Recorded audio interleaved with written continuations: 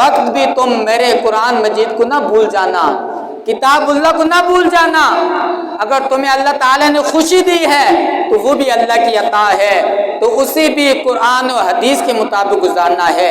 ایسا نہ ہو کہ جب تمہارا ایک مشکل کام وہ آسانی میں تبدیل ہو جائے، مشکل کام خوشی میں تبدیل ہو جائے۔ جیسے تم پوری زندگی نہیں پوری کر سکتے تھے، لیکن اللہ نے تم پر یہ فضل کیا، کرم کیا کہ اسے آسان فرما دیا۔ اس خوشی کو تمہاری زندگی میں اللہ تبارک و تعالیٰ نے اس غمی کو خوشی میں تبدیل کر دیا،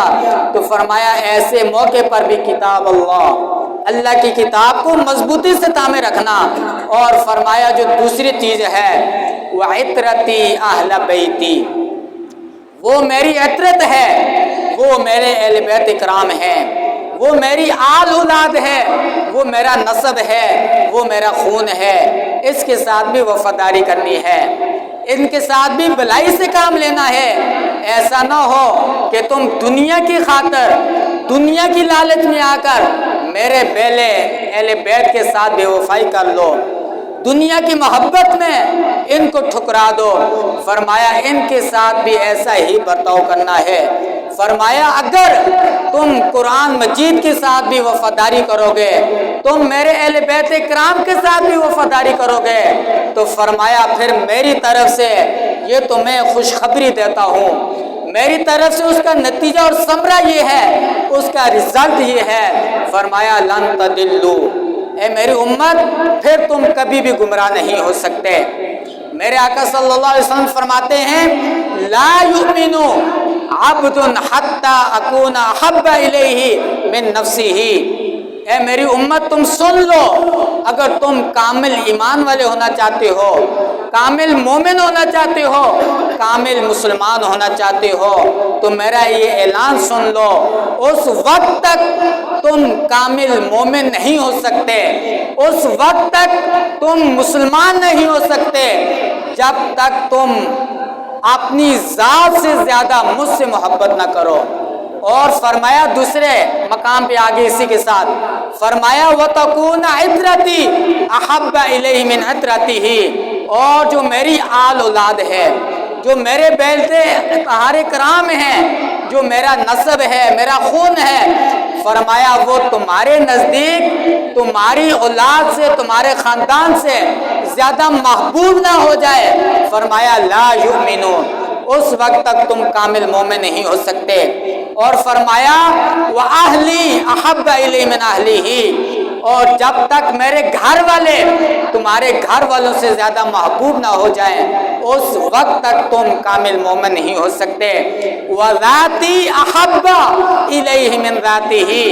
اور جب تک میری ذات تمہاری ذات سے زیادہ محبوب نہ ہو جائے، فرمایا لا یؤمنون، اس وقت تک تم کامل مومن نہیں ہو سکتے، کامل مسلمان نہیں ہو سکتے۔ فرمایا اے میری امت، اے ابن آدم، اگر تم کامل مومن ہونا چاہتے ہو، کامل مسلمان ہونا چاہتے ہو، تم اگر اس دنیا میں عزت حاصل کرنا چاہتے ہو، تم یہ چاہتے ہو کہ قبر میں بھی ہمیں آسانی ہو، قبر میں کامیابی ملے اور آخرت میں اللہ کے سامنے کھڑے ہونے کا قابل ہو، تو پھر یہ اعلان میرا سن لو، میرے سے زیادہ محبت رکھنی ہے، اپنی ذات سے زیادہ، میری آل اولاد سے زیادہ محبت رکھنی ہے اپنی آل اولاد کی بنسبت، اور میرے خاندان والوں کے ساتھ اپنے خاندان سے بڑھ کر محبت رکھنی ہے۔ میرے آقا صلی اللہ علیہ وسلم فرماتے ہیں من احبنی، اے ابن آدم جس نے مجھ سے محبت کی، وَأَحَبَّ هَذَيْنِ، اور فرمایا ان دونوں سے محبت کی،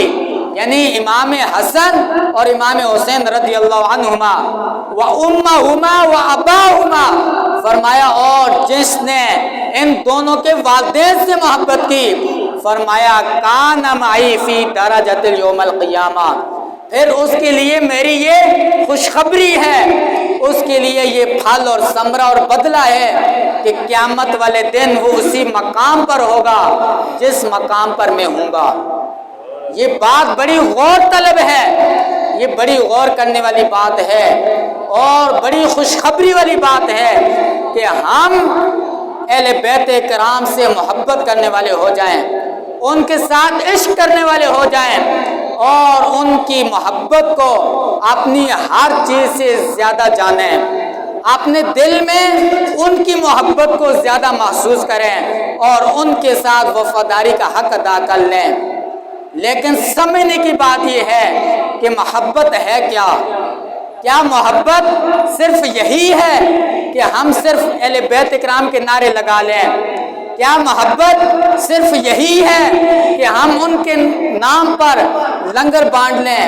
کیا محبت صرف یہی ہے کہ ہم ان کے نام پہ محفلیں کروا لیں؟ جو حقیقی محبت ہے وہ یہی ہے کہ جس طرح میرے آقا صلی اللہ علیہ وسلم نے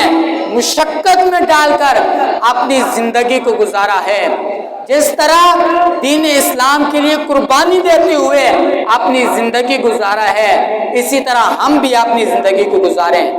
حقیقی محبت یہی ہے۔ جس طرح امام حسن اور امام حسین رضی اللہ تعالیٰ عنہما نے اپنی زندگی کی قربانیاں دے کر دین اسلام کو عروج دیا ہے،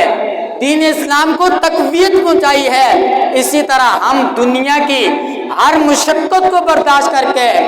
ہر ظالم کا مقابلہ کر کے دین اسلام کی خاطر اپنی عزت کو بھی قربان کر دیں اور اپنی جان و مال کو بھی قربان کر دیں۔ جس طرح آپ کے والدین نے دین اسلام کے لیے قربانیاں دی ہیں، جس طرح دین اسلام کو حقیقی رنگ آپ کے والدین نے دیا ہے، ہم اسی طرح وہ رنگ دینے کے لیے تیار ہو جائیں اور ان کے مشن کے ساتھ وفاداری کرنے کے لیے تیار ہو جائیں۔ تو فرمایا کان معی فی درجۃ یوم القیامہ، تو پھر میرے آقا فرماتے ہیں قیامت والے دن ایسا شخص اسی مقام پر ہوگا جس مقام پر میں ہوں گا۔ میرے آقا صلی اللہ علیہ وسلم فرماتے ہیں